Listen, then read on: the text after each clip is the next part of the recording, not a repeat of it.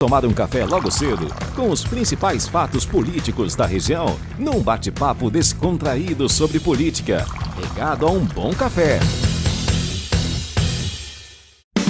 Apoio Senhor Braga Barbearia, a barbearia do Caruaru Shopping. Muito bem, mais uma baixa aí no governo do estado, no governo Raquel Lira. A saída da secretária de Defesa Social de Pernambuco, Carla Patrícia, do cargo, é tema do cafezinho de hoje. Bom dia, Mário Flávio. Vamos lá, Mário! Nossa grande aventura começa agora! Olá, Laís, bom dia para você, para o nosso ouvinte que está acompanhando aí a programação da Rádio Cidade. Pois é, ontem mais uma vez, o mundo político foi surpreendido com a mudança aí, em um membro do primeiro escalão do governo Raquel Lira.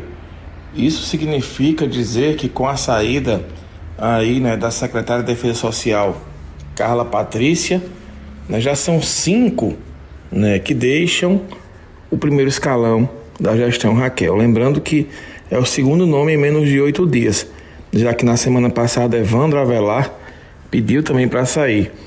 Carla Patrícia, que foi anunciada com pompas aí pela governadora Raquel, era um dos nomes mais bem conceituados aí do primeiro escalão, com um currículo muito pesado do ponto de vista de capacidade, porque ela tinha doutorado, ela tem doutorado, e por aí vai.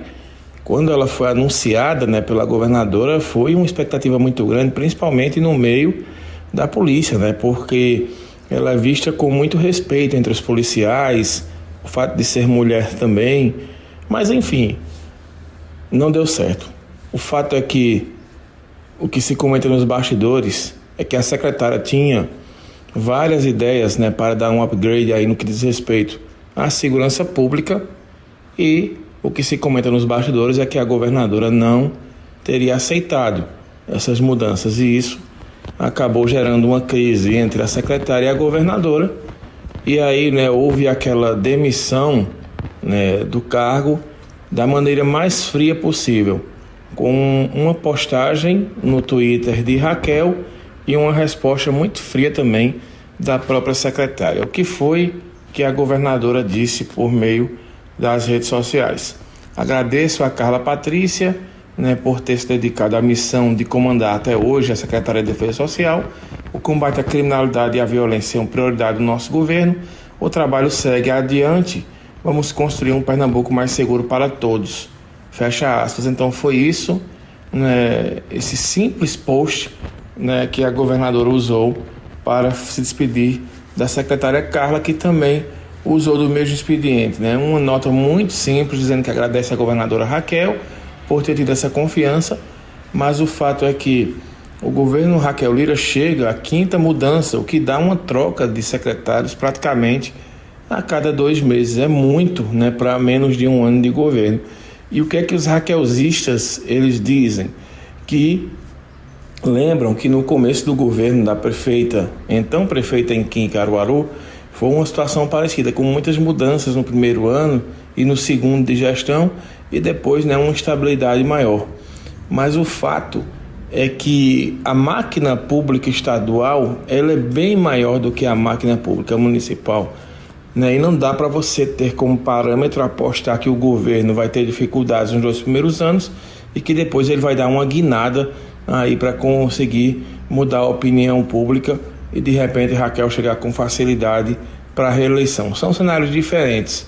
Primeiro, Raquel pegou aquele empréstimo do Finisa, de 84 milhões de reais, e deu um upgrade na gestão, construindo a Via Parque. Ela vai ter situação similar no que diz respeito a empréstimos aqui, mas a máquina estadual ela é muito maior e tem muito mais problemas do que o município de Caruaru. Segundo, Raquel governou praticamente 2 anos da gestão em meio a uma pandemia, que dificilmente isso vai acontecer de novo, porque a situação da Covid está estabilizada, então não vai ter como parâmetro. E terceiro, Raquel praticamente não tinha oposição, porque na época os principais adversários dela, ou possíveis adversários, que seriam os ex-prefeitos Tony Gel e Zé Queiroz, estavam aí de molho, digamos assim, precavidos pela Covid. E Tony ainda teve que enfrentar um câncer, né, que foi descoberto muito no início, e ele passou por um tratamento em São Paulo, e Zé Queiroz praticamente passou os 2 anos sem sair de casa devido à questão da idade e o medo mesmo, né, de contrair a Covid-19. Então, além disso, né, a Câmara Municipal praticamente toda era da base do governo. Essa facilidade foi mantida aí com o prefeito Rodrigo. Aqui no estado a situação é um pouco diferente, né? Muito diferente. Primeiro, os partidos que estão na oposição sabem fazer oposição e eles tentam o tempo todo desgastar o governo. PT, PSOL, PCdoB, o próprio PSB, que tem a maior bancada aí da Assembleia Legislativa e da Câmara Federal, não dão trégua ao governo Raquel Lira. Então, o tempo todo eles fazem oposição, né, e oposição sistemática com críticas veementes aí pontuais. Segundo, os sindicatos, né, das diversas categorias reclamam bastante do tratamento do governo. Postagens diárias com críticas, né, todos os posts que a governadora faz nas redes sociais dela, tem lá, por exemplo, professores cobrando pagamento do Fundeb, né, a governadora vem respondendo, né, esse pessoal, mas é uma cobrança muito grande. O Juntos pela Segurança, né, que foi o programa anunciado aí, inclusive com muita pompa, lotando um auditório do Teatro Guararapes, levou muitos PMs, mas o que se vê é uma base esfacelada na Assembleia. Né? O PL, por exemplo, que é um partido que poderia dar uma sustentação maior, só tem o Renato Antunes, que é um deputado que vai se mostrando fiel à governadora Raquel Lira. Né, os demais, o coronel Alberto Feitosa vem cobrando com veemência situações de governo, de melhoria, principalmente nos Juntos pela Segurança. O Abimael Santos também aqui de Toritama também vem criticando bastante esse projeto de governo, da segurança. Então é um governo que vem passando, né, por diversas críticas de possíveis aliados e que para manter essa base em votações importantes terá que negociar. Então a oposição hoje ela é bem mais articulada do ponto de vista, né, do que era aqui em Caruaru, que foi uma oposição que ficou desarticulada e que só tinha praticamente 2 vereadores na Câmara, o Fagner Fernandes e na época o Daniel Funizola. Hoje não, pelo menos 2/3 da Assembleia hoje são oposição à governadora e pretendem dificultar a vida dela por lá pela Assembleia. Então são situações que não tem como você fazer comparativo, até porque são políticos de oposição, né, que tem vez e voz, que tem discurso, tem conteúdo. E por fim, movimentações que, na minha opinião, ainda não consigo entender do ponto de vista estratégico político. Por exemplo, né, a ida de Cacau de Paula para o governo Raquel só para ter o PSD na base da gestão. É uma situação que acabou empurrando o Miguel Coelho aí, né, praticamente para a Frente Popular. Miguel Coelho, que foi o primeiro aliado, né, a declarar apoio a Raquel no segundo turno, não obteve espaço no governo nem para ele, nem para as pessoas próximas a ele. Por exemplo, Edson Vieira. Né, se alguém do União Brasil fosse chamado, por exemplo, para a gestão estadual, Edson Vieira teria assumido o mandato de deputado e aí meio que deixava, né, o Miguel Coelho preso nessa história. Não foi ninguém contemplado. E com a ida de Cacau de Paula e do PSD para o governo, né, deixou espaço aí para que o prefeito do Recife, João Campos, abrisse uma conversa com Miguel Coelho e ele vai ter um reforço de peso, principalmente na região do Sertão do Araripe, caso essa aliança seja confirmada. Então a estratégia de estadual de Raquel, ela vem tendo equívocos, na minha opinião, que mostram uma dificuldade em governar muito grande, principalmente pela centralização do poder, o que é uma característica que todo mundo já tinha identificado nela quando foi prefeita de Caruaru e agora vai ficando mais evidente aí, né, quando ela assume a gestão estadual. O fato é que, por mais que os raquelzistas tentem amenizar a situação, a gente vai percebendo que é um governo que ainda precisa de muitos ajustes e que aos poucos ele vai cedendo espaço para a política, mas de uma maneira meio que forçada, já que desde o início da gestão Raquel vem patinando aí na questão das alianças políticas. E ela agora terá muito trabalho, porque vai ter que encontrar uma nova secretária, um novo secretário de Defesa Social. Não se sabe, por exemplo, se a chefia da Polícia Civil continua ou vai ser mudada também, né? Porque é uma delegada muito próxima da Carla Patrícia e está todo mundo na expectativa.